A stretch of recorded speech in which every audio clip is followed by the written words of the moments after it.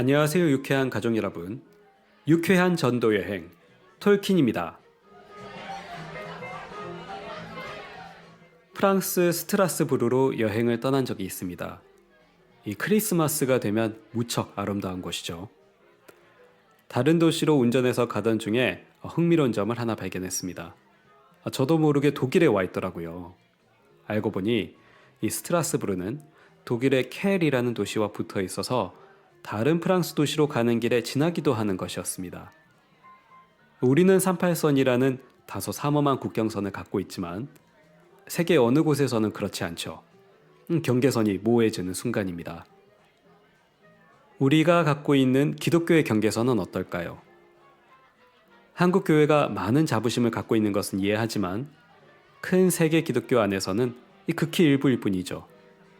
제가 속한 앵글리칸 철치를 비롯해서 근동지방의 콥트 교회 등 세계에서는 한국 기독교 선교 역사보다 오래된 교회들이 많습니다. 혹 익숙하신 장로교, 침례교, 감리교만 전통이고 다 이단이야 한다면 우리 라이트가 늘 이야기하듯 장로교와 침례교에 속한 교회들도 참 생각이 서로 다르다는 것을 깜빡하신 탓일 테죠. 구원, 침례, 예식, 예배, 신의 전지전능 등 이 많은 부분에서 각 교회는 조금에서 큰 차이를 갖고 있습니다. 그렇다면 여러분은 어떤 경계선을 갖고 계십니까? 또는 어디까지 가보셨나요? 첫 곡 함께 하시죠. 이길승 너의 믿음대로.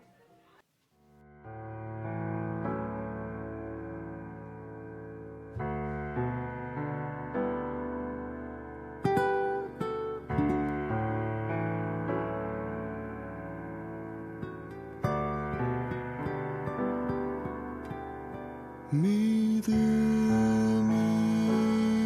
적은 자여 내가 어찌하여 의심하느냐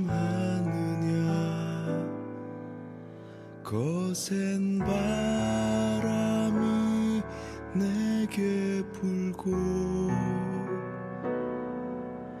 높은 파도가 너를 덮어도 너의 조그만 믿음이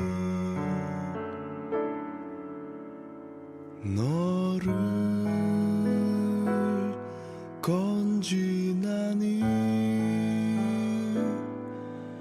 내가 바라는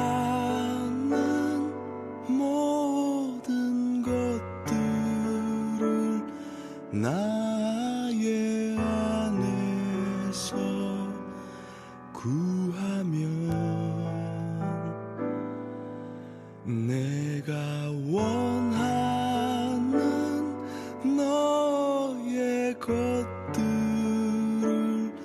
믿음 안에서 원하면 너의 믿음대로 될지어다 너의 믿음대로 될지어다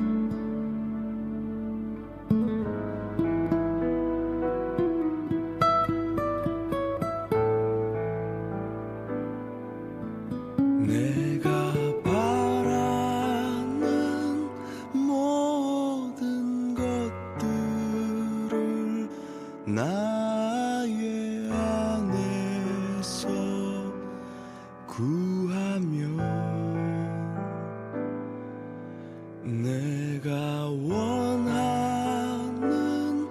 너의 것들을 믿음 안에서 원하면 너의 믿음대로 될지어다. 너의 믿음대로 될지어다.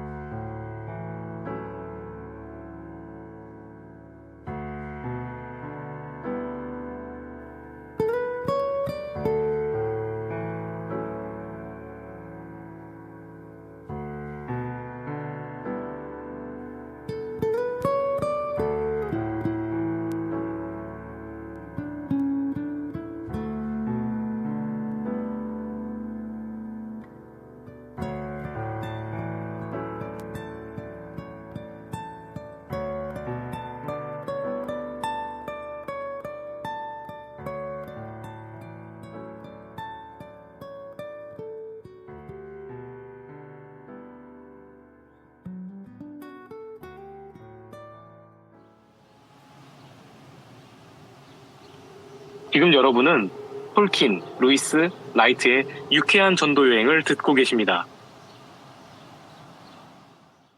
새롭게 하소서 만나고 싶은 사람, 듣고 싶은 이야기에 못 나가는 사람들의 이야기.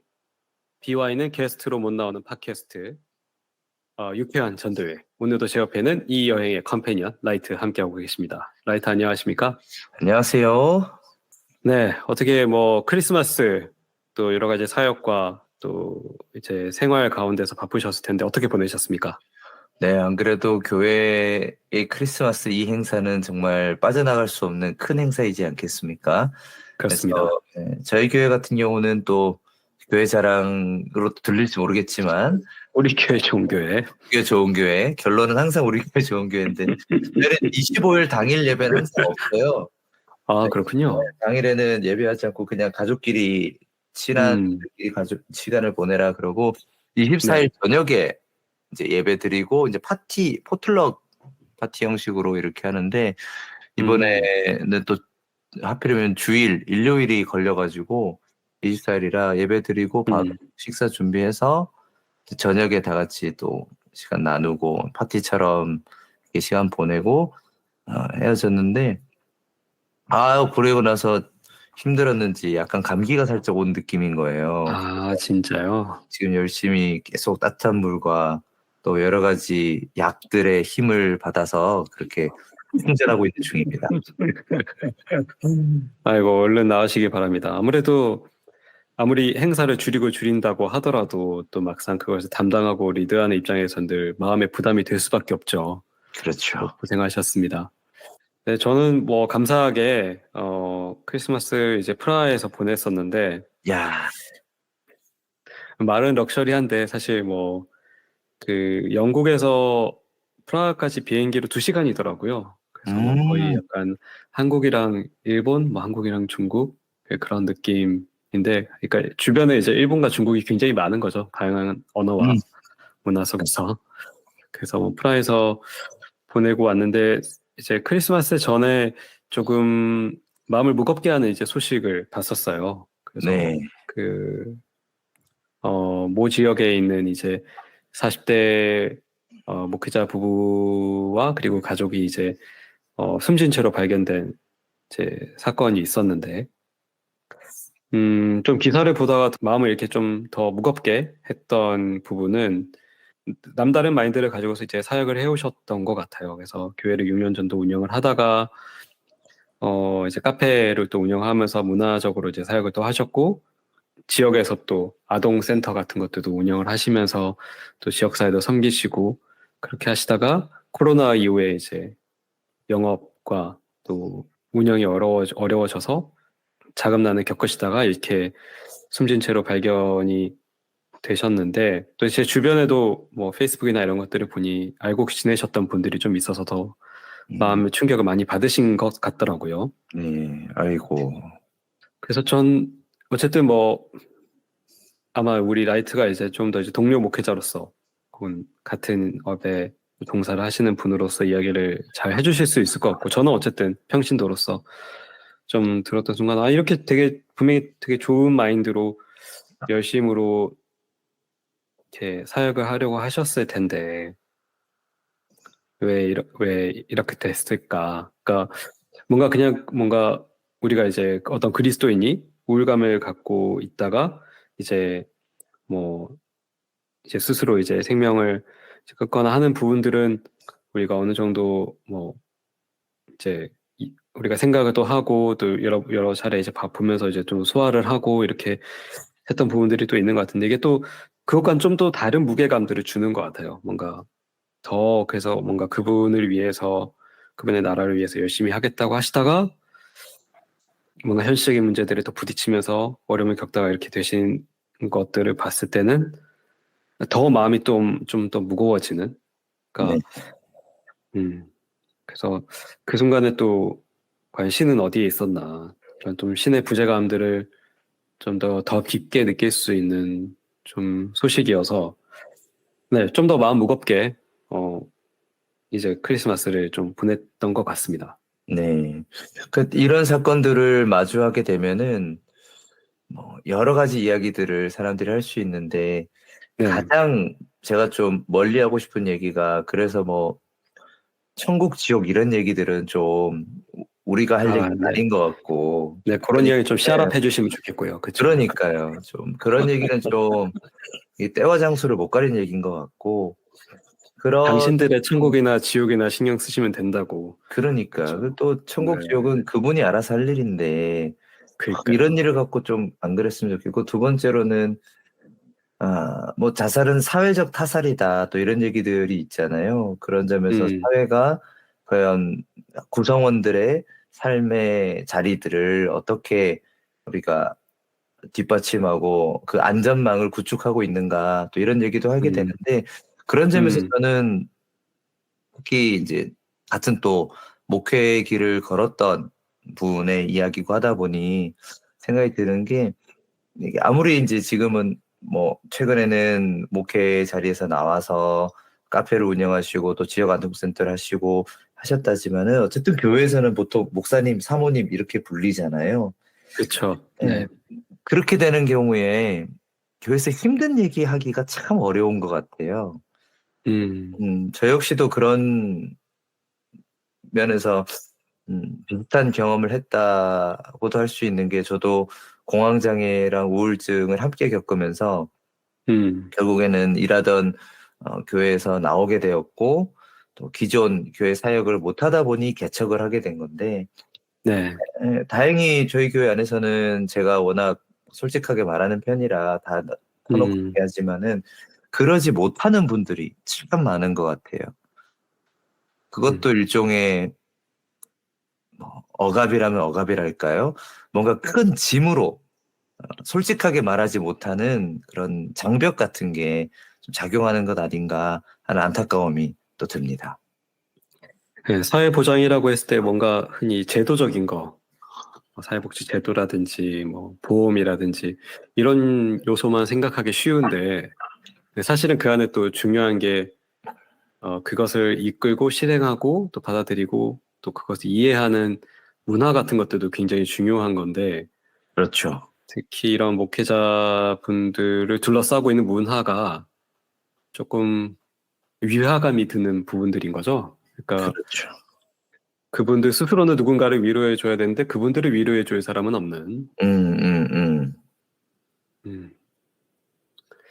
또 뭔가 더 그분의 일을 한다고 하는 직업을 갖고 있는 사람들이니 어려움도 슬픔도 뭐 우울감도 겪으면 안 될 것 같고, 음. 또는 그런 뭐 것들이 다, 음, 알아서 해결해야 될 것 같고, 음, 그런 것들을 막 기도하시면 되지 않느냐, 뭐 이렇게. 아, 그렇죠. 그런 경우에 약간의 그런 진짜 말 그대로 위화감? 이거 맞나? 하는 생각이 들게 되는 것 같습니다. 네, 그래서 좀 크리스마스를 앞두고 좀 마음이 무거운 소식을 들으면서 이제 시간을 보냈던 것 같습니다. 네. X를 찾아서. X를 찾아서 오늘은 스위스로 여행을 떠납니다.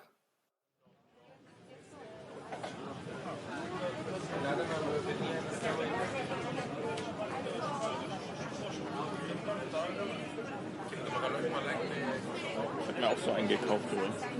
In Rot, ja. 라이트, 이 또 X 어떤 개념인지 한번 설명해 주시면 좋겠습니다.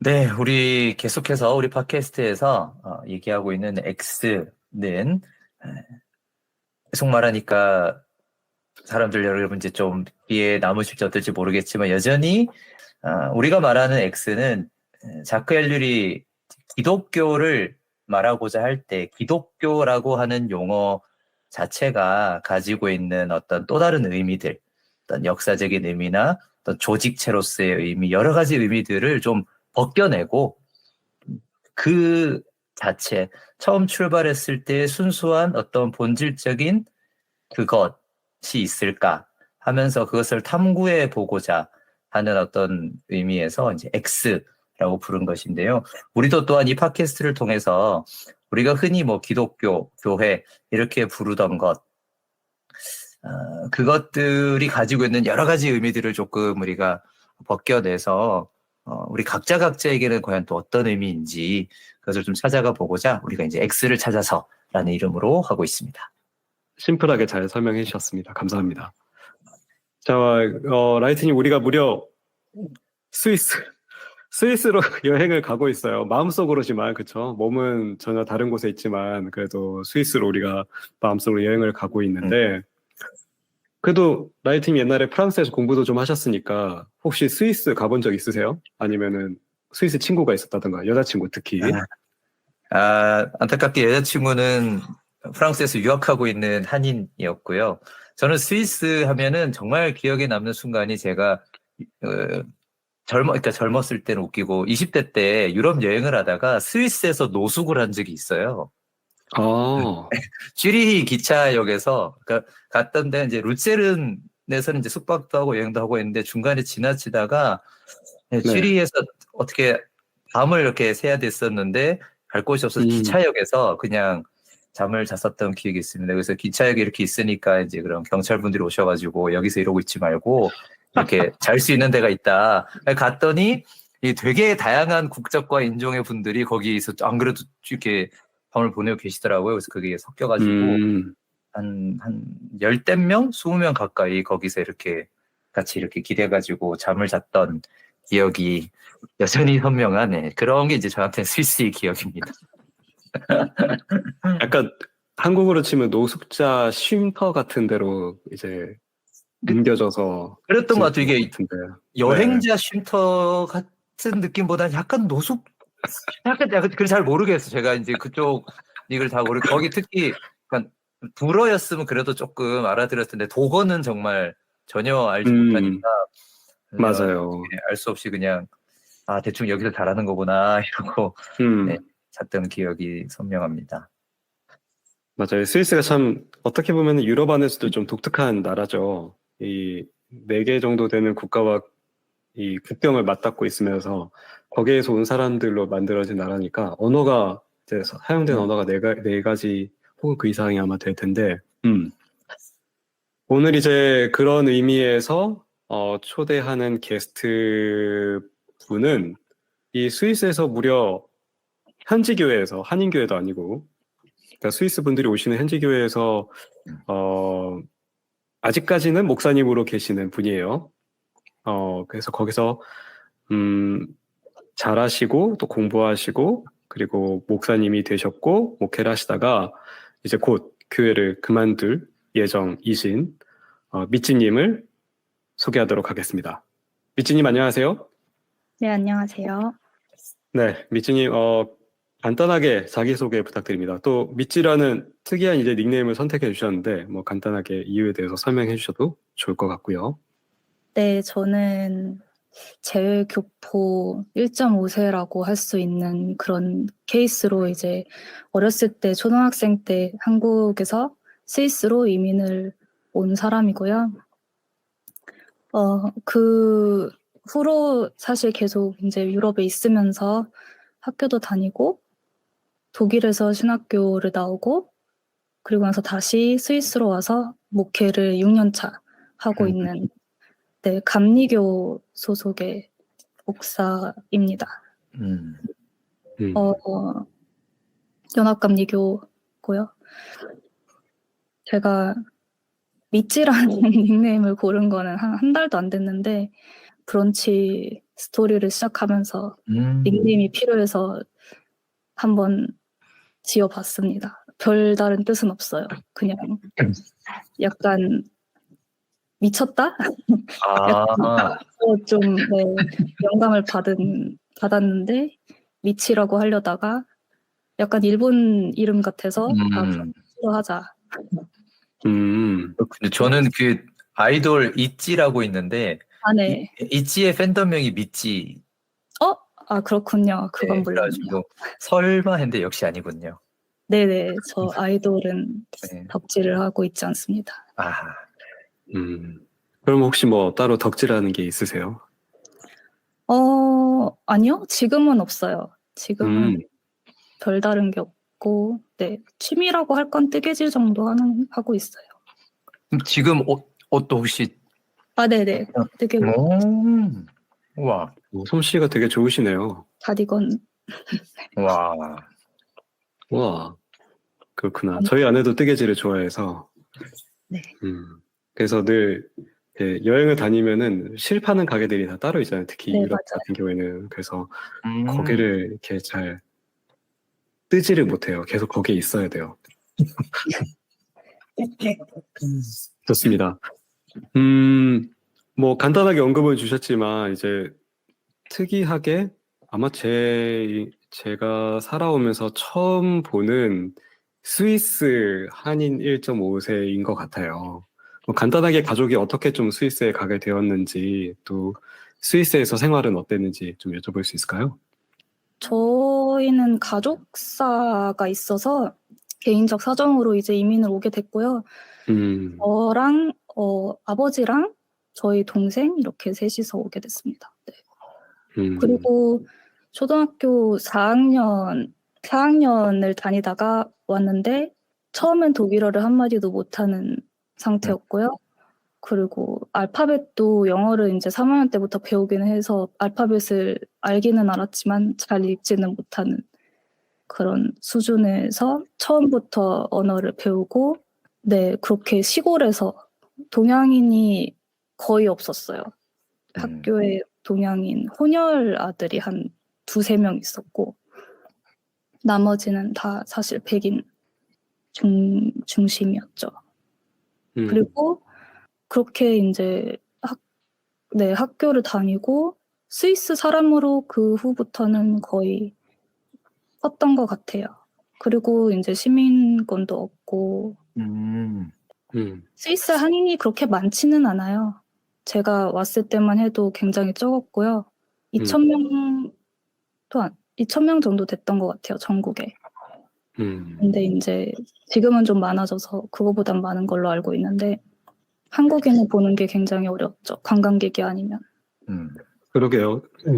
1.5세로 컸기는 하지만 어쨌든 한국에서 이제 약 9살 때까지 시간이 있으니까 갔을 때는 문화적으로든 언어적으로든 조금 이렇게 쉬프팅하는 것들이 쉽진 않았을 것 같은데 뭐 좀 어떻게 극복을 하셨어요? 뭐 좋은 친구들을 만났다든가 아니면은 가까운 친구들이 좀 없었던 것 같아요, 오히려. 그런데 이제 시골에서 크면은 장점이 사람들이 한국에 대해서 그 당시에는 잘 몰랐고 동양에 대한 편견 이런 것밖에 사실은 없어가지고 네. 좀 일상적인 인종차별을 당하긴 했지만 학교에서는 뭐 따돌림이나 이런 건 없었고요. 그런데 이제 언어가 잘 안 되니까 네, 가까운 친구 사이 이런 거는 거의 없었던 것 같아요. 고등학교 때까지.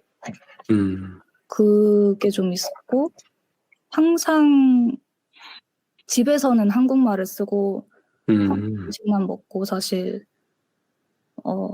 그랬기 때문에 겉으로는 스위스 사람이지만 사실 안으로는 내적으로는 한국인이 많이 남아 있었던 이유가 그거인 것 같아요. 그리고 이제 한글을 잘 쓰고 읽는 것도 책 읽는 것도 좋아하고 그렇기 때문에 여기 와서도 한국말을 계속 유지를 할 수 있었던 것 같고요. 네. 맞아요. 그래서 사전 인터뷰 때도 한번 말씀을 드렸지만 한국말을 굉장히 잘하시더라고요. 그래서 저희도 아이가 이제 어떻게 보면 2세죠. 2세 맞나? 2세로 여기서 크고 있는데 재밌어요. 이렇게 가끔 이제 교포처럼 말을 하거든요. 영어랑 한국어를 막 섞어가면서. 그리고 저기 계시는 우리 사실 조용히 계시는 지난 이제 에피소드 3에 참여하셨던 이제 핀치님도 사실은 어떠셨어요? 2세인 아이들을 또 LA에서 낯선 땅에서 키운다는 것이 문화적으로든 언어적으로든. 1.5세 애들의 겪던 그 이너 스트러글에 대해서 한 20년째 계속 똑같은 얘기를 열심히 듣고 있는 그런. 그리고 여기도 약간 차이가 있는데, 큰애는 딸이고 둘째가 아들인데, 큰애는 어디 가서 일상적 대화를 하면 여기서 자란지 거의 모를 때도 있어요. 한국에 온 지 얼마 안 됐고 이런 얘기 들을 때 그 정도니까 일상적인 한국말 굉장히 잘해요. 여기 둘째 아들 같은 경우는 영어가 훨씬 편하고요. 근데 그건 알아들을 거 웬만하면 다 알아들어요. 근데 걔는 이제 저기는 한국어를 처음 봤던 게 뽀로로인데, 아빠를 따라서 이제 축구 중계를 한국말로 가끔씩 보다 보니까 가장 친숙하게 어릴 때부터 들었던 한국말 단어들이 바르셀로나, 도르트문트, 바이에른 이런 거예요. 축구를 이렇게 보는데 네. 얘기를 하다 보면 is 바르셀로나 playing against 바이에른 뭐 이런 거 있잖아요. is Barcelona 어떻게 playing 보면 against 이제 이런 게 아니라 네. Barcelona playing against Bayern 이게 아니라 바르셀로나 playing against 바이에른 이런 거니까. 그렇죠. 맞아요. 그래서 어떻게 보면 이제 핀치님 자녀들은 이제 또 최근 시기에 이제 2세로 자라다 보니까 뭐 콘텐츠적이든 무엇이든 조금 더 쉽게 한국 것을 접하고 이제 클 수 있었던 반면에 한편으로 이제 그리고 지역적인 특색도 있으니까 여기는 서던 캘리포니아 지역이라 굉장히 인종적이나 문화적으로 굉장히 다양한 지역이잖아요. 그래서 그건 그러니까 제2 언어를 쓴다는 게 어색하지 않은 동네라서 그런 것도 있어요.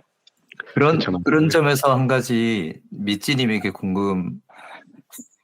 궁금한데 이게 여쭤봐도 되려나 이렇게 좀 되는 게, 특히나 이제 저도 이제 파리에서 한 1년 잠깐 뭐 공부, 뭐 경험 이렇게 하고 왔는데, 여기 핀치님이 계시는 LA도 그렇고 사실은 톨킨도 이제 런던 근교, 그래서 완전 런던 중심은 아니고 근교잖아요. 그러면 거기다 좀 시골이라 그럴 수 있는데, 특히나 그렇게 동양인이 많이 없는 굉장히 적은 곳에서 특히나 또 여성으로서 파리에 있으면서 동양인 여성들이 제가 잠깐 살았던 게 2007년, 8년, 9년까지 이렇게 있었는데, 그때도 굉장히 되게 많이 힘든 것들 많이 봤는데, 한국 사람 내지는 뭐 동양인 내지는 다양한 인종들, 다양한 사람들이 섞여 사는 문화와 조금 그렇지 않은 문화권에서 이렇게 살아냈다라는 데에서 오는 어떤 힘듦들, 되게 힘겨운 이야기를 자꾸 이렇게 여쭤보는 것 같아 죄송했던 건데, 혹시나 좀 어떠셨는지 물어봐도 될까요? 좀 당연하게 그냥 받아들이고 산 것도 있는 것 같아요. 자랄 때는 그냥 우리가 소수고, 그리고 우리 같은 가정이 이 동네엔 없고, 우리는 그냥 이 메인 사회에 좀 우리를 맞춰가면서 살아야겠다, 이런 게 좀 더 강했던 것 같아요. 네. 그러니까 커뮤니티가 없으니까 오히려 이제 메인스트림에 최대한 동화되는 쪽으로, 그쪽으로 갔던 것 같고, 그게 이제 다 자라고 좀 비판적인 시각 없이 그냥 받아들였던 그런 것들이, 그러니까 동양인에 대한 편견이라든지 아니면 제가 이제 저는 굉장히 애국자였는데 어렸을 때, 그러니까 한국 애국자. 그런데 그게 어디서 왔는지를 이렇게 좀 가만히 생각을 해보니까 그런 식으로 그냥 받아들였던 것들이 많은 것 같더라고요. 그래서 거기서 좀 벗어나서 내가 소수니까 이렇게 무조건 맞춰야 된다라는 생각은 꼭 옳은 것만은 아닌 것 같다. 그래서 그거를 이제 깨닫고 비판적으로 다시 한번 생각을 해보니까 기억을 이제 다시 이렇게 꺼내 보니까 그때가 이제 좀 힘들었죠. 이제 커서. 네, 잘할 때는 그냥 길 가면 뭐 사요나라 이러고 그런 수준. 그리고 이제 야 너는 뭐 북한에서 왔어, 남한에서 왔어? 맨날 이러고 같은 반 애들이 몇 년 동안 같은 반이었던 애들이, 그러니까 그런 식으로 그냥 그 순간에만 짜증나고 말았는데 이제 커서는 이게 오리엔탈리즘이구나. 너는 그러니까 남북한을 구분하려고 하지 않고 무조건 그냥 동양인은 그냥 일본인이겠거니 뭐 중국인이겠거니 해서 이제 막 던지고 이런 게, 그러니까 내가 소수 인종이었던 게 문제가 아니라 얘네들이 노력을 기울이지 않고 배우려고 하지 않고 알려고 하지 않은 그게 문제였구나라는 걸 알면서 네, 그게 좀 힘들었죠. 그걸 용서하는 게. 네. 그 파리 같은 경우에는 그 신년 행사할 때 그 뭐 폭죽 터뜨리고 카운트다운 하는, 그때 카운트다운 딱 했을 때 동양인 여자와 키스를 하면 1년 동안 운세가 좋다. 이런 게 있어요. 그래서 파리에서는 그게 있어가지고 길거리를 못 나갔어요. 한인 여성들이. 아니면 반드시 이렇게 그룹으로 있어야지 혼자 있으면 무조건 뭐 봉변을 당한다. 이런 게 저희는 실제로 있어서 한인교회에서는 항상 되게 조심하거나 아니면 그때는 뭐 항상 이렇게 옆에 같이 이렇게 여러 명이 같이 있거나 이렇게 하던 게 있었거든요. 그러고 나면 심심찮게 그런 보도들, 뭐 한국인뿐만 아니라 중국인, 일본인 분들이 굉장히 힘든 일을 겪는 기사들이 또 1월에는 항상 그렇게 나오고 했었는데, 네. 오히려 지나고 나니까 그런 게 더 보였다. 네, 그리고 지금도 이제 문득문득 새로 생각나는 것들이 있긴 하죠. 이제 길 가다가 catcalling을 당했다든지, 그러니까 그런 식으로. 네. 그러니까 전혀 뭐 나한테 말을 붙일 만한 이유가 없는데 괜히 친한 척을 하고 말을 걸고 계속 이제 귀찮게 한다든지. 네. 이쯤 되면 이제 파리와 스위스에 대해서 로망을 가지셨던 이제 한국 청취자분들이 굉장히 갈 곳이 못 되는구나라는 생각을 또 가질 수 있는데, 자, 또 고 지점 즈음에서 어쨌든 이제 스위스에서 그렇게 잘하시고 또 성장하셔서 이제 목사가 되셨어요. 이제 신학 공부를 하시고 좀 목사가 되어야겠다 혹은 신학 공부를 해야겠다는 동기가 있었을까요? 제가 교회를 다닌 게 10대 때부터예요. 그러니까 청소년기 때부터 한인교회를 나가기 시작했는데 그전에도 한국에 있을 때 주일학교도 다니고 그랬긴 했지만 스위스에 있으면서 성장하면서는 교회랑은 사실 별로 연이 없었거든요. 그런데 이제 한인교회를 나가면서 소위 말하는 이제 뭐 신앙생활을 하면서 세례도 받고 굉장히 뭐랄까 뭔가 진리에 가까워지는 것 같고 철학 같은 것도 좋아하고 했으니까요. 그래서 이제 더 알고 싶고 성경도 더 알고 싶고 이러는 와중에 고등학교를 졸업하게 됐고 저희 교회 목사님이 신학을 해보는 게 어떻겠냐라는 목사님이 아이디어를 주셔서 뭐 나는 역사도 좋아하고 사실 고전어 전공을 했기 때문에 고등학교 때 고전어도 좋아하고 철학도 좋아하고 성경도 더 알고 싶으니까 이게 굉장히 나한테 맞는 전공이 되겠다 해서 이제 네 가게 됐죠. 그런데 제가 정신 차려보니까 교단 이제 정식 안수 과정 트랙으로 들어갔더라고요. 정신을 차리고 보니. 네. 저는 신학이라는 대학교 학문 전공 분야에 관심이 처음에 가서 이제 할 수도 있겠다라고 했었는데 알고 보니까 그게 이제 안수 과정의 한 일부였던 거죠. 그래서 네, 그렇게 해서 신학을 하게 됐어요. 현지에서 이제 어쨌든 스위스 분들을 대상으로 목회를 하신 거잖아요. 근데 네. 이제 뭐 청취자분들께 보이진 않겠지만 이제 미찌님이 나이가 이렇게 저희 나이는 아니세요, 그렇죠? 저희보다는 조금 더 어리신 편인데 소위 한국식으로 생각하면 이제 조금 굉장히 젊은 목회자가 담임 목회자로 온 케이스란 말이죠. 뭐 아니면 또는 뭐 이런 나이나 혹은 어떤 다른 뭐 인종적인 그런 부분들과 관련했을 때 현지인들 상대로 목회를 하는 일에서 뭐 좋았던 점이 있으면 어떤 것들이 있고 또 나빴던 어려운 점들이 있었다면 또 어떤 점들이 있었을까요? 제가 아직 최연소 안수 목사예요. 저희 교단을 통틀어서. 그러네요. 네, 그러니까 저랑 같은 연도에 태어난 목사가 한 명 더 있긴 한데 올해 안수를 받은. 근데 네, 그 친구랑 저랑 둘이 사실 최연소거든요. 6년 차인데. 그래서 사실 그렇게 어린 나이는 아닌데도 불구하고 이제 더 이상은 제일 어린 축에 속하죠. 네, 목사들 사이에서도 그렇고 저희 감리교는 이제 평신도 대표들이 목사 수만큼 똑같이 있으니까 같이 그 연회 때 모이면 1년에 한 번 모이는 큰 회의가 있는데 그때 모이면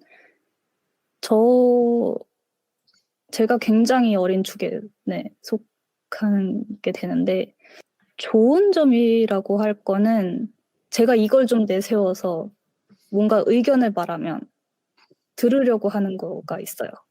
그러니까 네. 약간 한국하고는 좀 반대인 것 같아요. 젊은 사람들 목소리 들어야 된다. 이게 좀 있어요. 그래서 나는 지금 너네들보다는 젊으니까 내 세대 얘기를 하겠다라고 하면 이제 들으려고 하는 거. 근데 이제 그게 단점이 되기도 하죠. 왜냐면 파워가 없어요. 정치적인 파워가 덜하고 수가 적으니까. 그리고 특히 이제 여성 목회자는 젊은 여성 목회자가 있긴 있지만 정말 손에 꼽을 만큼이에요. 저희 연회에서는 저랑 2명 더 있어요. 30대 여성 목회자들. 그런데 같이 뭉쳐서 뭔가를 하기에도 수가 너무 적고 그렇다고 의견이 일치하는 부분이 모든 부분에서 의견이 일치할 수는 없으니까 그런 부분이 좀 힘들었던 것 같아요. 좀 외롭다. 네. 그리고 뭔가 변화를 이제 이야기해도 할 수는 있지만은 실제로 변화를 만들기까지는 좀 더 힘이 많이 붙이는 상황이군요. 그렇죠. 제가 조금 기다려서 약간 권력자의 위치에 가면 뭔가 더 변화를 이끌 수는 있겠지만 그건 제가 추구하고자 하는 거랑 굉장히 거리가 멀거든요. 권력자의 위치에서 뭔가를 정하고 임의로 그렇게 하고 싶진 않고 그렇다고 제가 제 입장에서 이거는 원칙에 안 맞는다라고 한다든지 아니면 이거는 뭐 틀렸다고 생각한다, 다르게 해야 된다고 생각한다라고 하면 잘 받아들여지지 않죠. 왜냐면 기성세대는 다른 시대를 살아온 사람들이니까 그리고 다른 삶의 단계에 있으니까 저랑은 다르죠. 저는 지금 사실 탈출이라도 할 수 있지만 다른 직업을 구할 수 있지만 5, 60대가 되면 이제 은퇴를 바라볼 나이고 5, 60대가 지금 제일 많거든요. 목사들. 그러면은 뭐 저처럼 탈출을 할 수는 없는 거예요. 그러니까 계속 여기서 뼈를 묻어야 되는 거죠. 그러니까 입장이 완전히 달라요. 그래서 그 부분이 좀 많이 답답했던 것 같아요. 저는 정말 교회가 무엇이냐, 교회가 무슨 역할을 해야 되냐 이런 거에 대해서 얘기를 하고 싶은데 그것보다는 그냥 유지, 지금의 시스템을 그냥 유지하는 거를 원하는 사람들이니까 그리고 그게 이해도 되고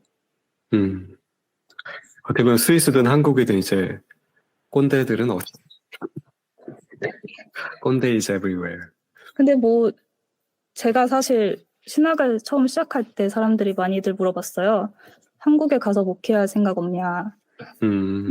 한국에 젊은 여자 목사들 너무 없다. 너라면 할 수 있을 것 같다라고 이제 해주시는 분들이 계셨는데 저는 한국에서 목회를 할 생각이 1도 없고요. 없었고 그때도 지금도 없고 제가 뭐 50대나 돼야지 뭔가 이렇게 기회가 오지 않을까.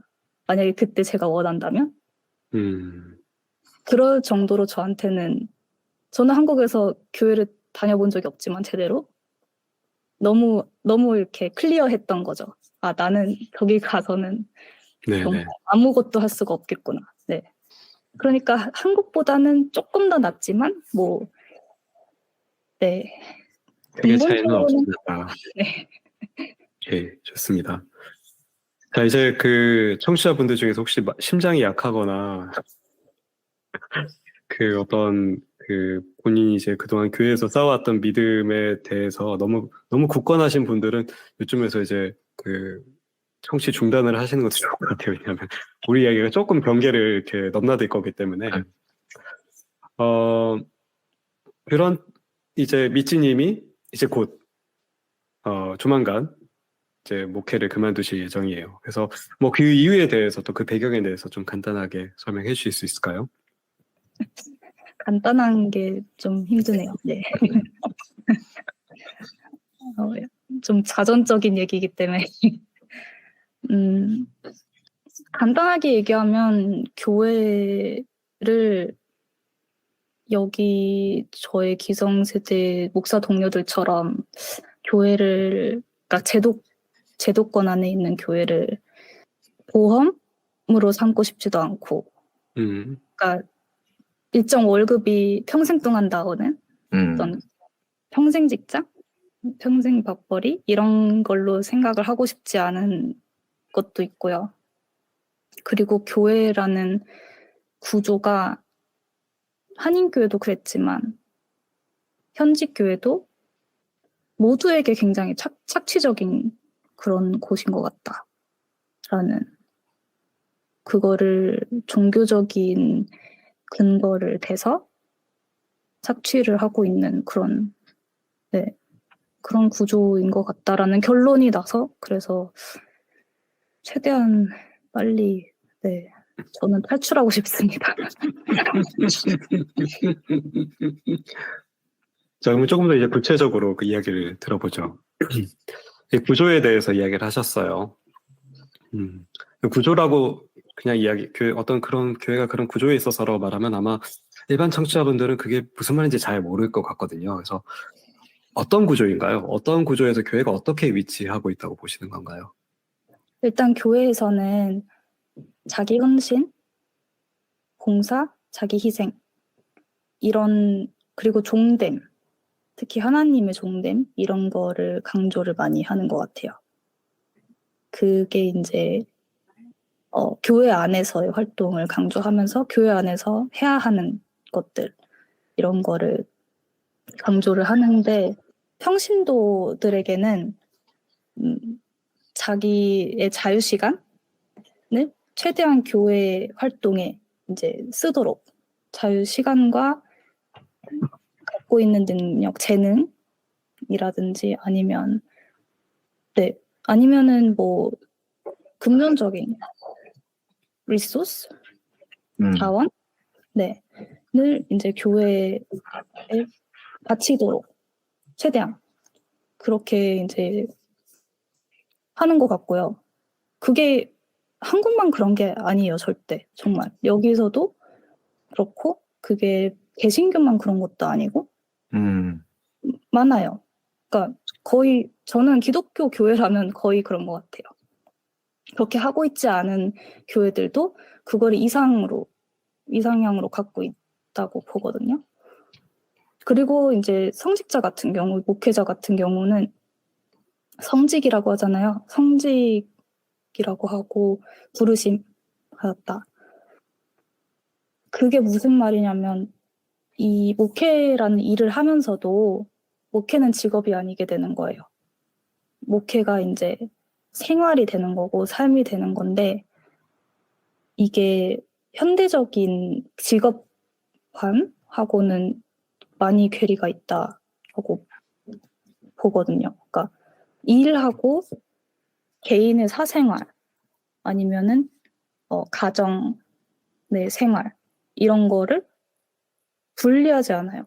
그리고 그거를 분리하지 않는 게 미덕이라고 생각하고 그게 목회의 특징이라고 생각을 하는 거죠. 목회라는 직업에. 저는 그 부분이 굉장히 좀 힘들었어요. 그러니까 신학교에서 공부를 할 때는 목회학을 할 때는 뭐라고 배웠냐면 그 구분을 해야 된다. 그러니까 직업적인 거, 프로페션과 이제 프라이버시, 사생활, 그리고 성직, 그러니까 직분 이렇게 세 가지가 있는데 그 세 가지 서클이 만나는 곳이 목회자의 직업이다 이렇게 배웠거든요. 근데 그거를 완전 떼놓을 수는 없어도 구분은 지을 수 있어야 된다. 그리고 최대한 나의 그 셀프 매니지먼트를 그걸 구분 지음으로써 할 수 있어야 된다.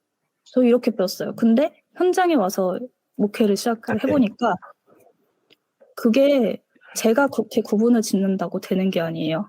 교회에 이미 뿌리 박혀 있는 문화는 그거를 굉장히 적대시하도록 돼 있어요. 그걸 구분 짓지 않도록 해요. 구분을 지으면 지을수록 이기적인 목회자가 되고, 그러니까 헌신적이지 않은 목회자가 되고, 그러면 그게 무슨 목회자냐? 이렇게 되는 거죠. 그게 교회 성도들만 그렇게 생각하는 게 아니고 목사들도 그렇게 생각하고 저 자신도 그렇게 생각하게 돼요. 그게 목사도 착취의 대상이 되는. 네, 저는 그렇게 느꼈어요. 저의 경험은.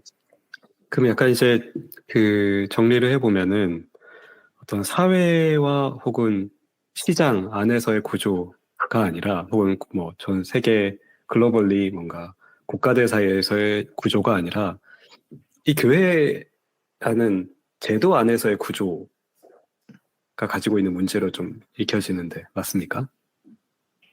네, 그렇죠. 교회가 사회 내에서 갖고 있는 어떤 평행 구조? 네. 평행 시스템. 그러니까 이제 그 교회 구조, 교회라는 그러니까 조금 더 교회 인터널리 그런 구조의 문제라고 조금 더 이제 문제 제기를 네. 하시는 것 같은데 맞는 거죠? 그렇기도 하고 말씀을 들으면서 생각이 드는 게 요즘 한국에서도 많이 얘기하는 게 이제 종교 중독.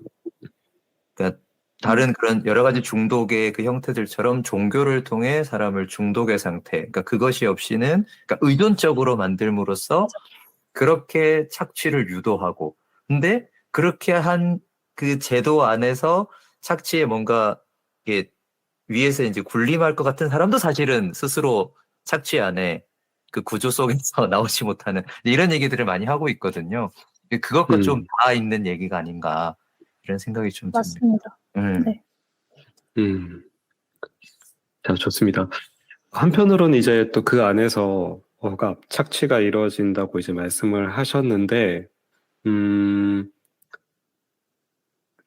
교회는 어쨌든 이제 비영리 기관이잖아요. 영리를 원래는 기본적으로 추구하는 집단은 아니죠. 그래서 뭐, 소위 말하는 한국의 NGO나 아니면 뭐, 체리티 오르가니제이션이라고 봤을 때, 그 안에서 사실 보수를 받지 않고 자신의 재능과 또 열정을 다하는 사람들이 있어요. 자원봉사 하시는 분들이 있죠. 그러면은 그런 부분들조차도 어떤 브레인워시드 된 그리고 브레인워시를 통한 어떤 착취 같은 것으로 해석이 되는 것인지 아니면은 또 그런 것들은 어떤 순수한 종교적인 의지와 또 자의에 의해서 발생하는 일이라고 보시는 건지 좀 그 점이 궁금합니다. 저는 거기에 왜 교회가 중심이 돼야 되는지에 대한 물음이 굉장히 큰 것 같아요. 네. 그걸 실천함에 있어서 왜 교회가 그 중심에 있어야 되는지, 그러니까 교회를 섬기는 그 모양이 저한테는 그다지 기독교적이지 않은 네, 모습이라고 생각이 들고요. 네. 그거를 하지만 기독교적인 언어로 계속 포장을 하려고 하죠. 그리고 그렇게 해서 말씀하신 라이트님이 말씀하신 것처럼 종교 중독자로 만드는 거죠. 그리고 그거를 설파하는 사람들이 목회자들이고, 목회자들이 그거를 본인들이 실제로 믿는다면 본인도 종교 중독자로 계속 사는 거고, 믿지 않는다면 그건 사기꾼이고. 저는 그 괴리가 너무 커요. 나의 삶과, 기독교인으로서의 나의 삶과 남에게 그렇게 영향을 주는 위치에 있을 수 있다는 거? 한편으로는 저는 되게 공감한 게, 제가 이러다가 공황장애 왔거든요. 부교역제 할 때. 저도 한 성산 2,000명 규모 교회에서, 나름 그래도 저희 시골 동네에서는 큰 교회인데, 부교역제 하면서 내가 학교에서 배운 거랑 실제 현장에서 해야 되는 것 사이에 괴리가 너무 크니까, 어라? 이거 내가 알던 거랑 너무 다른데? 내가 하고자 했던 거랑 실제 나한테 요구되는 것이 너무 다른데? 이 사이에서 되게 힘들어하다가 그걸 영리하게 다른 분들 표현으로는 그거 좀 지혜롭게 하지 그랬니? 전 그럴 지혜가 없어가지고 결국 공황장애가 오는 바람에 부교육자는 이제 그만뒀거든요. 그때 어떤 생각들과 마음들이 좀 떠오릅니다. 근데 그거를 목회자 개인의 탓으로 돌리는 것조차도 저는 굉장히 폭력적이라고 느껴져요.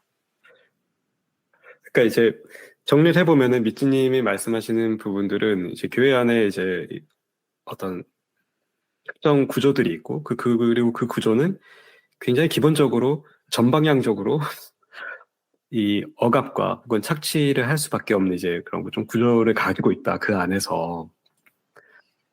그리고 심지어는 그 안에서 뭐 발런티어링을 하는 사람들, 또 교회 일들에 왜 그것이 굳이 또 교회를 위한 것이 되어야 하는 것이며, 또 교회가 그것을 왜 독려하는 것인지는 잘 이해를 할 수 없다, 이렇게 정리를 할 수 있을 것 같은데요. 좋습니다. 이 교회 안에서 사실은 가지고 있는 문제점들이 너무너무 많죠. 뭐 스위스 교회라고 크게 다를 것 같다고 생각하지는 않고요.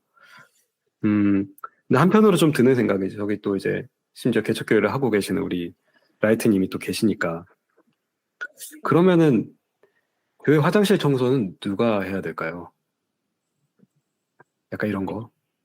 그러니까 늘 교회라는 어쨌든 조직이 있고, 그 다음에 그 안에 뭐 건물이 있든 없든 사람들이 모이는 곳이면은 서비스가 필요로 한 이제 지역들이 생긴단 말이죠.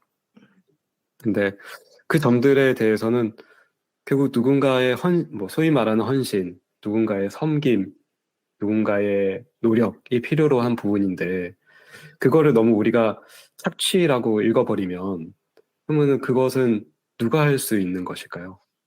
저는 자원봉사라는 말은 정말 자발적인 게 중심이 돼야 된다라고 생각해요. 정말로 자발적인 거. 정말 그 어떤 종교적인 의무감이라든지 이런 게 없이 내가 정말 하고 싶어서, 그 말은 더 이상 하고 싶지 않아지면 안 하겠다라고 할 수 있는 자유가 있어야 된다는 거죠. 하고 싶을 때 하고, 할 수 없을 때, 하고 싶어지지 않았을 때 이제 그걸 얘기할 수 있는. 저는 자발적인 그런 섬김은 너무나 좋은 거라고 생각해요. 그리고 그 섬김이 정말 다른 사람을 위한, 아니면 다른 생명을 위한 섬김이라면 그건 정말 좋은 것 같고, 그게 더 중요한 거라고 생각해요. 근데 그게 가능하지 않은 이유는, 일단 교회가 규모가 어느 정도 생기면 그런 건물이 생기고, 말씀하신 것처럼 교회 화장실이라든지 뭐 주방이라든지 공간들이 생기고, 그걸 관리를 해야 되는 인력이 필요하겠죠? 그러면 그 인력들을 동원을 해야 되는데 거기서 저는 문제가 된다고 좀 보는 것 같아요.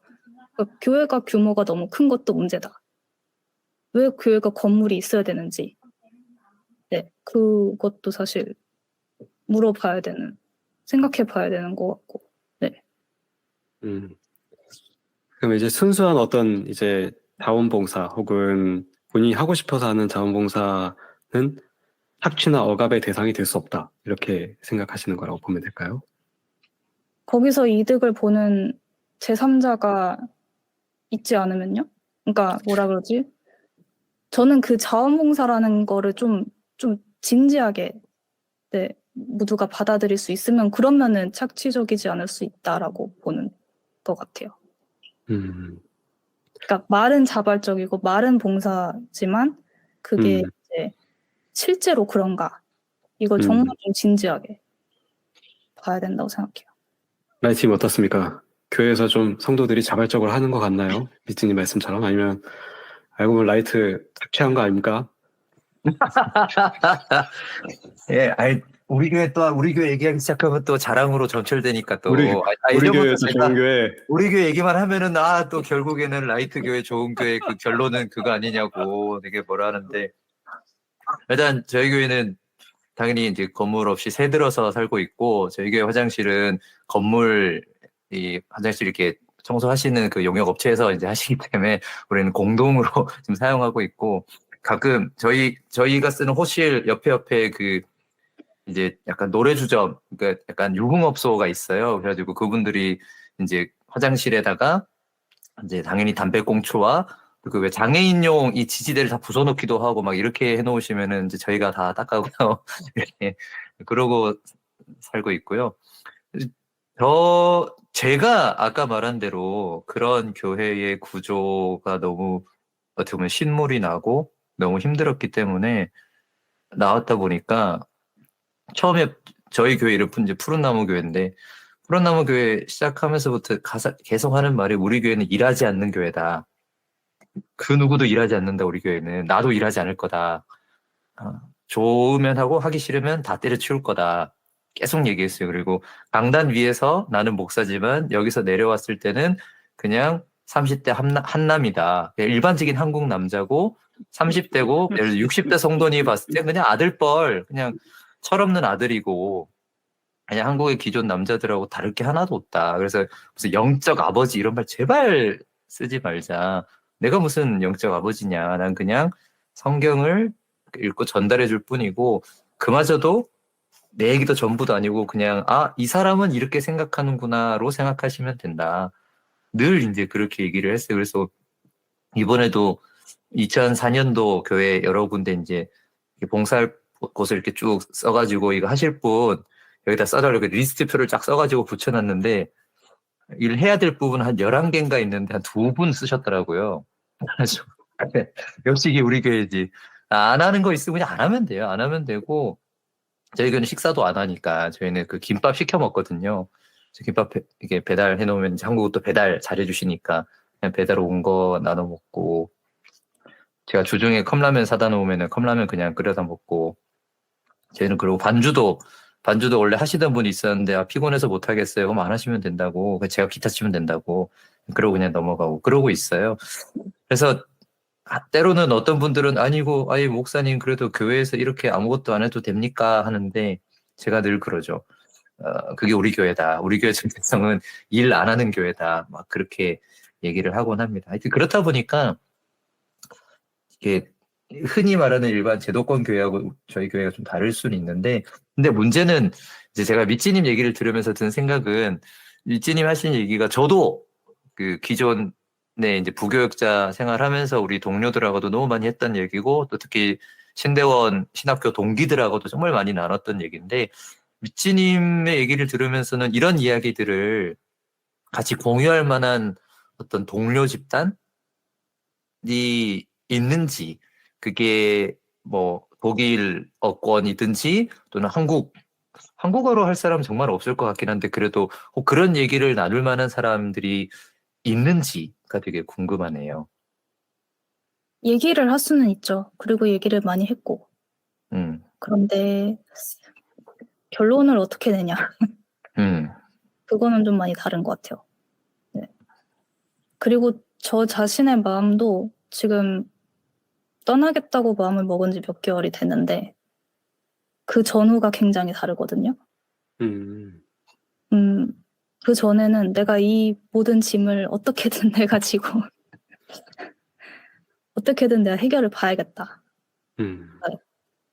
제 영향력 안에 있는 영향권 안에 있는 것들은 어떻게든 내가 이거를 나랑 이렇게 해결을 봐야겠다 이렇게 했었는데 그거를 놓고 나니까 너무 해방감이 들고요.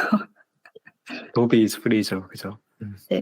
그리고 저는 그게 없어요. 그 롤모델이 없어요. 무슨 롤모델이냐면은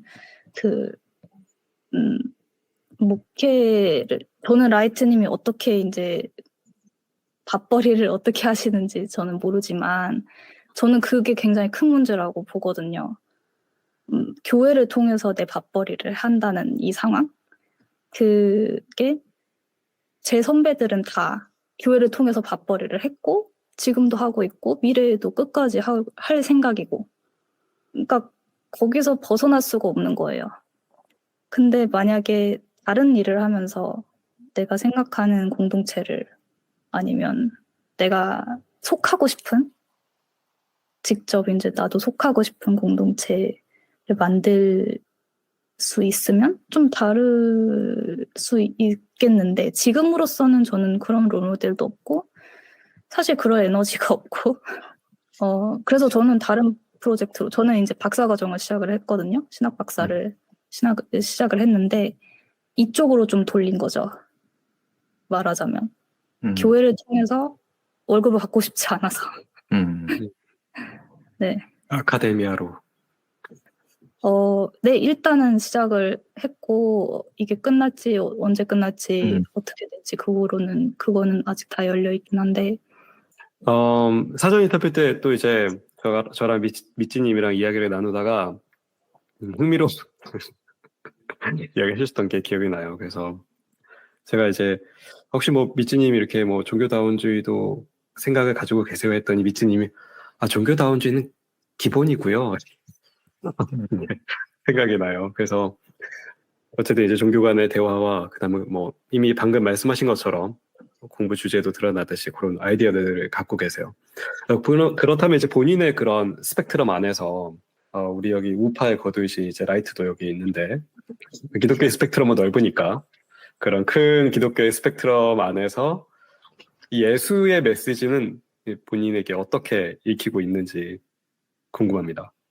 해방신학적인 기독론을 제일 선호하고 있어요.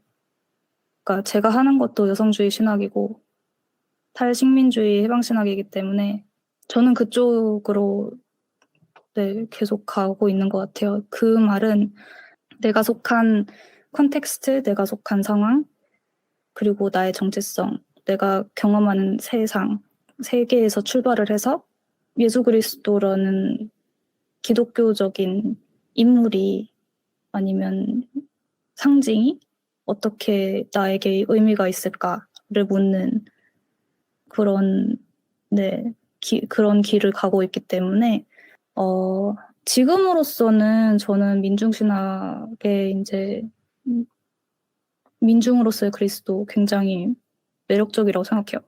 그러니까 민중이 곧 그리스도다 이렇게 보는 거 그리고 예수 그리스도는 민중을 위해 민중과 함께 죽었고 지금도 죽고 있고 앞으로도 죽을 거고 그 부분이 저는 굉장히 좋더라고요. 저는 장로교 쪽이 아니지만 한국적 신학에 관심이 있거든요. 그래서 그러게요. 특이하네요. 그러니까 네. 민중신학을 이야기하셨을 때 민중신학은 사실 한국적인 개념이어서 해방신학의 이제 한국적 해석이죠. 그래서 한국 쪽 책을 많이 보셨다고 하셨는데 정말 그렇구나라는 생각이 일단 좀 들었습니다. 또 저기 계산책을 시키고 있던 핀치님께서 이제 돌아오셨어요. 아니 돌아온 건 아니고 계속 듣고 있었는데 이거는 일단은 미치님 얘기를 듣고 있으면은 그 생각이 지금 들으니까 이건 내 아내가 같이 있었으면 진짜 재밌었을 텐데라는 생각을 계속 하고 있었어요. 네, 안에- 맞아요. 지난번에 잠깐 얘기했었는데 얘기를 그때 진짜 고생이 많으셨겠다라는 생각이 제일 먼저 들어요. 그래서 고생이 많으셨다. 근데 고생이 끝날 것 같지는 않고 계속 될 것 같긴 한데. 네, 맞습니다. 네. 네, 그래서 그리고 핀치님이 예전에 이제 본인이 가장 좋아하는 이제 구원의 정의가 압제로부터의 해방이다 이야기했었던 적이 있는데 그것도 약간 사실 해방신학적 개념이잖아요, 그렇죠? 그래서 그렇죠. 네. 네, 제가 제일 좋아하는 구원의 정의가 앞뒤로부터 해방인 건 맞아요. 그리고 신앙적인 것도 없지 않아 있고요. 거기서는. 어떻게 생각하세요? 본인의 어떤 이 어, 아마 오늘 대화 중에서 계속 나왔던 아마 공통적인 단어가 좀 있었다면은 아마 정체성이라는 부분인 것 같아요. 그래서 여러 뭐 인종적인 정체성, 여성으로의 정체성 등등. 그리고 그 정체성 속에서는 어쨌든 뭐 크리스천이라는 단어도 포함되겠죠. 아직까지는 이제 뭐 교회에서 또 목회도 하시고 또 저랑 사전 인터뷰 때도 그런 말씀을 주셨었어요. 본인의 크리스천이라는 이 정체성에 대해서 본인은 좀 어떤 경계가 있다고 생각하세요? 아니면 경계가 없다고 생각하실 수도 있겠고 또 그런 점들이 어떻게 보면 또 일반 사회학이나 뭐 이런 쪽이 아니라 그 신학으로 이제 박사를 약간 방향을 잡게 된 또 이유가 된 것 같아서 그래서 그 점이 좀 궁금하네요. 본인의 어떤 이 크리스찬리티에 대한 어떤 정체성 그리고 그 경계 좀 어떻게 보세요? 저는 제가 한국인으로 태어났고 한국 문화권에서 생활도 해봤고 한국인 가정에서 산 것처럼 기독교도 약간 그런 것 같아요. 기독교가 익숙하고 저는 이제 10년도 넘게 이 기독교계에서 살아왔으니까 언어도 굉장히 익숙하고 의례라고 할까요? 이런 것도 제가 이제 예전을 담당을 하는 직업이니까요. 네. 그런 것도 굉장히 익숙하고 물론 이건 유럽식이긴 하지만 스위스식이긴 하지만 영성생활? 그러니까 스피리추얼리티를 실천하는 데 있어서 제 개인 영성을 실천하는 데 있어서 기도를 한다든지 이런 것들은 굉장히 기독교적이라고 네, 보고 있고 그냥 그게 저희 일부기 때문에 저희 정체성 중에 하나라고 보고 있어요. 네. 근데 실제로 저도 대학원 때부터 계속 이 질문을 했었거든요. 내가 기독교인일까? 내가 기독교인이라면 왜 기독교인일까? 내가 기독교인이 아니라면 난 뭘까? 그냥 종교인인가? 이런 질문들을 계속 했었거든요. 근데 그 질문을 하게 된 이유는 사람들이 자꾸 기독교는 이렇고 저렇다. 이렇게 이야기를 했었고 저는 거기에 부합하지 않았기 때문에 그렇게 의문을 가졌던 거지. 저 자신은 저는 그냥 저예요. 거기에 레이블을 제가 어떻게 붙이든 그건 젠더도 똑같고 뭐 문화적인 것도 똑같고 사실 상관은 없는데 붙이자면 기독교인 괜찮은 것 같다. 아직까지는. 네. 아직까지는. 뭐 아닐 수도 있고 근데 어쨌든 그걸 정하는 건 나지 다른 누군가가 아니다라는 것까지는 온 것 같아요. 자, 이 점에서 약간 핀치님이 또 생각이 나요. 왜냐하면 핀치님하고 인터뷰할 때 그 뭐라고 해야 될까? 그 교회를 지금 이제 교회를 다니시지 않지만 그럼에도 불구하고 어떤 소위 적절한 적당한 공동체가 나타나면 언제든지 교회로 돌아갈 수 있다는 이야기를 그때 해주시면서 그 이유 중에 하나가 이게 그냥 나를 오랫동안 형성해온 무언가였기 때문에 여기를 벗어나는 것이 좀 쉽지 않다 이런 얘기 해주셨거든요. 어떻습니까, 핀치님? 핀치님도 좀 그 미찌님 이야기 들으면서 좀 비슷한 생각이세요? 또 그 핀치님의 오랫동안 어린 시절 형성했던 명성교회 쉽게 떠날 수 없는 마음이 떠날 수 없는 이유도 또 그런 점도 있을까요?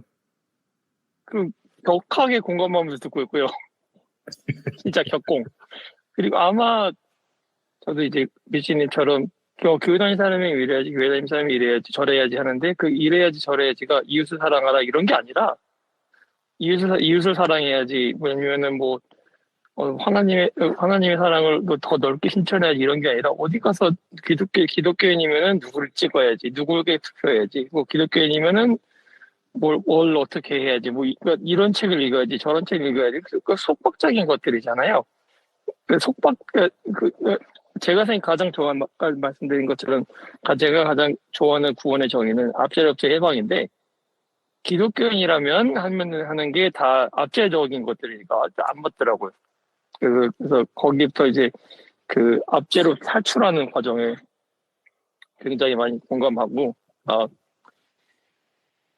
저도 그러니까 똑같은 얘기로, 비슷한 얘기로, 왜 기독교인은, 아까 처음에 제가 제 부분 에피소드에서 나갈 때 제일 처음에 자기소개해달라고 할 때 저는 제일 처음에 했던 얘기가 전 기독교인입니다부터 시작했거든요. 어디 가서도 지금부터 얘기할 때 자기소개해달라고 할 때 가장 많이 하는 얘기 중에 그냥 이름 얘기하는 거 말고 저는 기독교인입니다부터 시작하는 경우가 굉장히 많아요. 그래서 그러면은 저의 모든 최근 생활을 알고 있는 지인들은 야, 네가 무슨 기독교인이 있느냐 라고 얘기하는데, 그래도 저는 제가 저 자신의 기독교인 생각해요. 그리고 그 말씀드린 것처럼 사복음서를 읽거나 아니면은 특히 산상수훈 같은 걸 읽으면 잠깐 가슴에 쿵쿵 뛰고, 이사야서 같은 데 나오는 선지자의 그런 그 선포 이런 걸 들으면 가슴이 쿵쿵 뛰고 이러니까. 그런데 저도 40년 넘게 기독교인을 살면서 기독교인의 생활이나 아니면은 거기서 태식 아니면은 기독교인의 정체성이 형성이 돼서 그거를 벗어던진다는 건 딱히 쉽지도 않고, 미진이 말씀하신 것처럼 내가 딱히 그래야 하나라는 이유도 잘 모르겠고, 그래서 그냥 기독교인을 계속 살고 있는 중이거든요. 네, 이게 또 한편으로 저희 약간 팟캐스트의 목적 중에 하나이기도 한 것 같아요. 좀 사실 뭐 이런 일이 아니었으면 미치님과 핀치님 같은 분들이 생각에 어떤 비슷한 점들을 공유하고 이야기할 기회가 없었겠죠. 그래서 어떤 면에서 좀 미치님에게도 약간의 응원, 격려, 또 미치님이 만나실 다른 분들 중에도 분명히 또 이런 분들도 있지 않을까라는 좀 이야기를 드리고 싶은 것도 좀 있었어요. 네, 우리 이 팟캐스트 공통 질문입니다. 그렇다면 나에게 있어 X는 무엇인가? 물론 앞에서 어느 정도 대답 속에서 이렇게 다 녹아져 있었지만은 마지막 마무리하면서 그래서 나에게 X, 기독교라는 이름 안에 붙여진 다 떼고 그냥 나에게 있어서 그것은 무엇인가? 그러니까 저에게 기독교란 무엇인가 이렇게 질문을 제 식으로 바꿔보자면, 종교로서의 기독교는 많은 좋은 가치들을 갖고 있는 그런 종교다. 네, 사랑과 정의, 평등, 평화 이런 가치들을 배울 수 있는, 그리고 그런 걸 실천할 힘을 얻을 수 있는 그런 종교다. 네. 그렇다면은 미치님은 이제 어쨌든 한국에서 교회를 다니신 지도 오래되었고, 또 이제 스위스에 적을 두신 지가 오래되긴 했지만, 그럼에도 불구하고 외부자로서 봤을 때 한국에 있는 교회는 좀 이런 X를 가지고 있는 것이 아닌가 라는 생각이 드는 때가 있었다면 어떤 때였을까요? 저는 교회 다니는 분들 모두 탈출시키고 싶어요. 네, 안 나가셨으면 좋겠다라는. 저는 대안적인 교회 공동체를 경험해보지 못했고, 보지 못했고, 네, 그런 공동체에서 만족스러운 그런 기독교 신앙생활을 하고 계신 분들이 분명히 있겠지만 굉장히 소수로서 너무나 힘드실 것이고 너무 네, 큰 혐오 세력이다 보니까 기독교 교회가 네, 개신교회 특히 약간 JMS나 이런 최근에 이제 뭐 넷플릭스 다큐멘터리도 약간 JMS 놓고 이야기하는 느낌이 좀 드는데 그 정도는 아닌 거죠. 네. 그 그런 정도 단체는 뭔가 네 그런 뭔가 사이비 뭐 그런 느낌은 그런 느낌인가요? 어떤가요? 미찌님에게 한국 교회라는 것이 저는 어떤 똥을 밟을지 모르는 상태에서 가는 느낌? 똥밭이라는 거군요. 네, 아하. 그래서 왜 굳이 아, 네, 왜 굳이 갈까? 왜 굳이 그 힘든 여정을 해야 돼? 근데 제가 이 말은 해야 될 것 같아요. 제가 이제 기독교 신학을 계속 하면서 기독교계에 대해서, 종교계에 대해서 뭔가 진보적인 이야기를 하려고 하고, 그렇잖아요. 그게 여기서도 쉽지 않은 일인데, 교회를 다니지 않는 저의 가족 구성원 중 한 명이 왜 굳이 그 힘든 길을 가려고 하냐, 종교계에서. 네, 그러더라고요. 그래서 그거랑 좀 비슷한 것 같아요. 굳이 하지 않아도 되는데. 네. 그러게 저도 그런 질문이네요. 어려운 길을 굳이 또 가고 있는 한국 교회 또 분들과 또 한편으로 또 어려운 길을 또 가고 있는 미찌님 네, 좀 묘하게 블루투스가 연결되어 있지 않나라는 생각이 들기도 하면서 네, 좋습니다. 오늘 또 이렇게 긴 시간 같이 저희랑 인터뷰를 진행해 주셨는데 일단 너무 감사드리고 또 일하시는 중간에 또 시간을 내서 또 생각을 정리해 가면서 또 저와 또 두 번의 어떤 사전 인터뷰를 거치면서 또 대화 내용들을 조절해 가면서 참여해 주셔서 너무 감사하다는 말씀 드리고 싶고요. 마지막으로 미츠님에게 뭐 마지막 소감 한마디 부탁드려도 될까요? 네, 저도 감사드립니다. 네. 저도, 이렇게 세 분 만나 뵐 수 있어서 반가웠고요. 그리고 제가 하는 말이나 제가 하는 생각이 모두 다 닿지는 않을 수 있겠지만, 그거야 뭐 사람과 사람이 소통을 하다 보면 당연하게 있는 일이라고 생각을 하고, 각자 계신 곳에서 네, 최대한 평안하시기를 바라고요. 자유로우셨으면 좋겠어요. 저부터 일단은 자유롭고 싶습니다. 네. 네, 그 어떤 그 진묘정 도비의 자유를 향한 열망이 약간 엿보이는 그런 또 인터뷰가 아니었나. 한편으로 좀 많이 지치신 것도 같아요. 여러 가지로. 약간 직장인으로 지금 번아웃 같은 느낌도 있고. 그래서 이제 마무리 잘 하시고 그 다음에 또 다음 챕터를 또 잘 열어 가실 수 있기를 바랍니다. 핀치님 한 말씀 부탁드립니다. 최근에 공부했던 것 중에는 가장 마음에 들었던 게 과정신학이었는데, 그 과정신학에서 모든 건 다 과정이다. 이래서 하나님도 과정이시고, 이것도 과정이고, 우리가 사는 것도 다 과정이다. 이랬는데, 칭찬해경 이런 그런 얘기잖아요. 그래서, 그런 우리 다 과정 안에 있는 사람들끼리 같이 이제 서로 서포트해가면서 이 힘든 길을 걸어가는 그런 만남이 그런 거 인연이 되면 좋겠어요. 수고 많으십니다. 수고 많이 하셨고 수고 많으시고 또 멀리서라도 응원할게요.